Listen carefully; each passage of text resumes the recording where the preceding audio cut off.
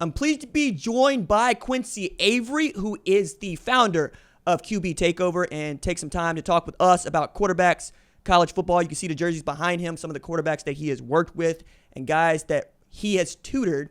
And it is my privilege to be able to talk with Quincy about, well, week to week, what we've seen in college football. And off the rip, the guy that is taking college football by storm is Arch Manning for what he was able to do coming off the bench in relief for Quinn Ewers. He's going to start against Louisiana Monroe. Brian Vincent is very excited about that. But more than anything else, it's been a guy that was ranked number one overall in 2023, Quincy, and is living up to the hype, or so it seems. Goes 9 of 12 for 223 with 5 total TDs, including 1 for 67 yards he took on the ground. Those are the stats. I'm curious, what do you see from a mechanic standpoint, and what makes him so good? I think the thing about Arch is he has a high level of composure, right? And like you said, his fundamentals are so sound, and that should be obvious, a Manning. So he's had the opportunity to get the best coaching, best training. He works with a great trainer, David Morris, who has done a phenomenal job with his fundamentals. So he's able to do all those things. And then it's obvious he thinks about the game at a very high level. Like he's got a touchdown pass for 70 plus yards. It's because he knew what was going on. You see, like he's alert that his quarters coverage. He sees the defense, he reacts, and is able to throw an on-time ball. And it's those things that are difficult to do as a freshman, right? So it's so promising. Like his future is very, very promising. And I'm somebody who was not high on him coming out of high school, right? Not as high as everybody else. Didn't think he had played against elite level talent. And he didn't play against great talent this past weekend. But when he had an opportunity to throw the ball, he made great decisions. He threw very catchable footballs and he threw the ball on time, right? And those are the things that allow you to play at a high level. To add into that, his mobility, which is obvious, right? The long run. Yeah, he wasn't playing against another SEC school with SEC talent, but to be able to run away from folks like that at the college level, I don't care who you're playing. It lets you know like he's got real athleticism. So that athleticism paired with his knowledge of the game, his obvious tape study, his ability to be prepared as a backup to go into the game and play at a high level, all those things give me a ton of excitement about Arch Manning's future. You're right. UTSA is not the UTSA that we'd seen in years past, and ULM is not going to present the number one team in the country much of a challenge, we think, right? Steve Sarkisian has been great about reading him the riot act, reading that team the riot act about, hey, look, anybody can get taken down. Take a look at what Northern Illinois did to Notre Dame. He also has the distinction going in this weekend of being the first starting quarterback since Colt McCoy to lead a number one ranked Texas onto a football field, which is fun because he liked that dude growing up and he's always wanted to play quarterback at Texas. And that leads me to more of a teaching question.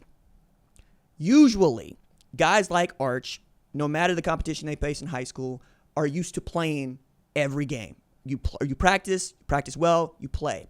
How difficult do you think it is now for guys to sit and wait when you've had close to 20 years or 15 years of just starting and playing, and a guy like Arch Manning is taking his time. He's not in a hurry to be the starter. He's going to take what Steve Sarkisian allows for him to get. How hard is that for guys when they are just going, hey, I'm out here working my behind off, but I'm used to playing, and I would really like to go somewhere to play? It's difficult to just focus, like stay locked in through all those weeks when you're not the starter. And then it's even harder now because of the transfer portal, right? Guys are so anxious to play, right? And they always think that there's benefit in that. And we've learned like some quarterbacks mature and understand things they need to understand by sitting out that year.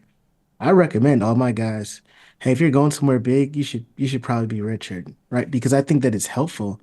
You get to understand like what are guys in college tasked with doing day in and day out. So not having the ability to play on Saturday afternoons, yeah, it's a bit frustrating, but I think in the long run, it's very, very beneficial for most of these guys. It looked to me like Sark did not have to change the offense at all for Arch. What does that say about his maturity and taking that redshirt year to be in the system and run it the way that it looked like Quinn Ewers could run it? You know how serious he takes each and every week throughout the preparation because you're going against UTSA, you're the backup, right? There's an opportunity for you to lack off. and just not be that focused, like in the preparation, knowing what's going on each and every play. But he obviously has that, right? He has the ability to lock in. Like almost nothing could have happened in the world where they were going to lose to UTSA, right? It just wasn't going to happen. So as a backup, you can really take your foot off the gas right there and maybe not be as locked in.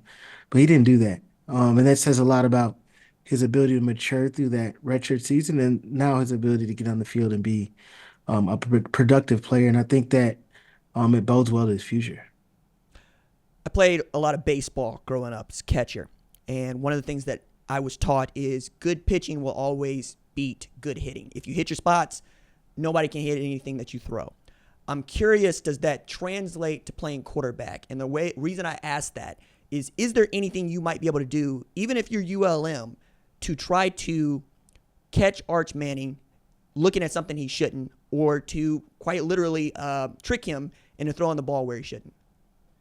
Yeah, I think that um, the Texas that I saw this past weekend, for the most part, was pretty static, right? Which is going to give the defense the opportunity to show one coverage and move into a different coverage, right? And those are the things that can catch a young quarterback off guard, right? They go to the line of scrimmage anticipating one coverage.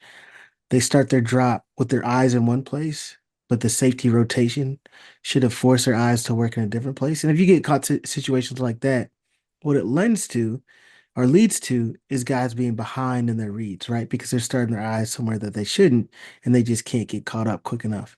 Now they could do some things like that, and you might be able to throw a perfect ball, and you could get away with that a couple times. But if you consistently start your eyes in the wrong place, or you're confused, or you're tricked, it's going to be very, very hard to be consistently successful. So, yeah, Texas does have far more talent than ULM is going to have marched on the field, but their coaching staff does a good job in terms of disguising things, send pressure from unique positions. It will at least put Arch in a bad position throwing the football or make it more difficult. I shouldn't say a bad position, but it'll make his job a lot more difficult. Like they're going to be able to run the ball. They're just going to be bigger, stronger up front. But in terms of throwing, you can make that difficult on them. We're already projecting this dude to go into 2025 as a starting quarterback at Texas, and then he is draft eligible. The Heisman odds moved off what he did as a backup against a crappy football team, according to me and others, quite frankly. I just didn't expect UTSA to be any good against that team. However, I'm asking, what more would you want to see from a guy like Arch Manning to show you that perhaps he is capable of being a quarterback that you take in the first round, which is a guy that you want to build around for the future? In terms of that, he has to do a ton more, Okay. right? Just think about like the first time we saw DJ go in against Notre Dame, right? He played probably at a higher level than Arch Lights just out. played at a higher level than Arch just played against UTSA. Now there's people who are pegging him as a first overall pick. He should be first coming out of the draft this next year, right? When he gets an opportunity, and look where he's at now, right? You just have to do this consistently. You have to show a body of work. And the things that he did, yes, he threw accurate footballs. I thought he played well. I'm not taking anything away from him once again. But I just think that you need to be able to show that you can do this against equal or comparable talent levels in terms of the guys that you're throwing against. I didn't see any make any real like contested throws, tight window throws, which are things he's gonna have to make. But he threw them on time, like he knew where he should go, which are really promising. But you gotta see the other stuff. Like that has to pop and has to jump out at you for you to consider, in my opinion, somebody first round quarterback or be ready for that sort of conversation.